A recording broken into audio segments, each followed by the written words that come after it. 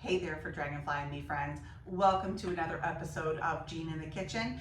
Thank you so much for being here today. If this is your first time, I'm Jean Roman and you are visiting my YouTube channel either at my blog for dragonfliesandme.com or directly at my YouTube channel. So first and foremost, welcome. Thank you so much for joining me.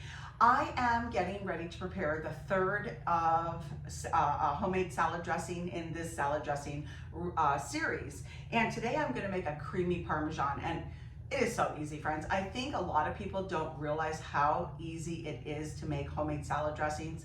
I'm actually going to show you guys how to make homemade mayonnaise too.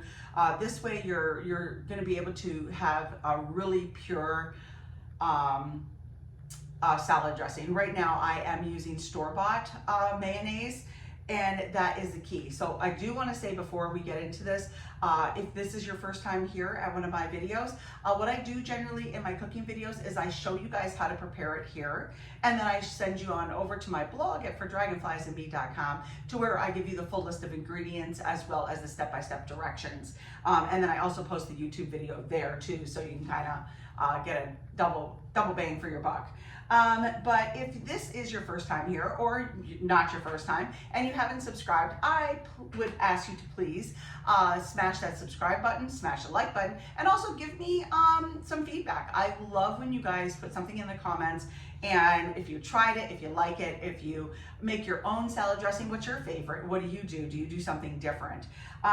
So before we get going, the main ingredient for most creamy salad dressings is mayonnaise, not Miracle Whip. I just did a ranch and my Thousand Island, also is mac sauce, which you can find here at my YouTube channel as well as my blog. And the key thing is mayonnaise tastes totally different than Miracle Whip. They do not interchange. They are two completely different products, and they create a completely different flavor. In my ranch dressing, I did say I tried to make my homemade ranch dressing one time with Miracle Whip, and I literally pitched it because it wasn't even palatable. I'm sure I could have done something with it, but I just was frustrated at the time, so I just didn't. But anyways, one more thing before I get into the recipe, I want to let you guys know, especially if you're new here, this is my cookbook, Lovingly Seasoned Eats and Treats, and I wrote this during my tenure with the Mennonites. I was a Mennonite for 15 years, as many of you who follow me may know, but this cookbook is really incredible. It has a ton of homemade salad dressing recipes in here, as well as almost 100 canning recipes. I'm going to be doing a lot of these throughout the year, as well as teaching some at Golden Walsh Garden and Home, the Farmington Farmers Market, Independence Township Parks and Rec, Waterford Township Parks and Rec, as well as Farmington Hills Nature Center and Parks and Rec. So super excited to share this. But you can purchase my cookbook at my blog at fordragonfliesandme.com in a beautiful spiral bound softcover version. As you can see, this one is very well used. And if you are not interested in a hard copy, you can get a downloadable PDF version of it as well. So friends, now let's get into today's recipe. So again, be sure to subscribe, smash the like button, and leave me a comment.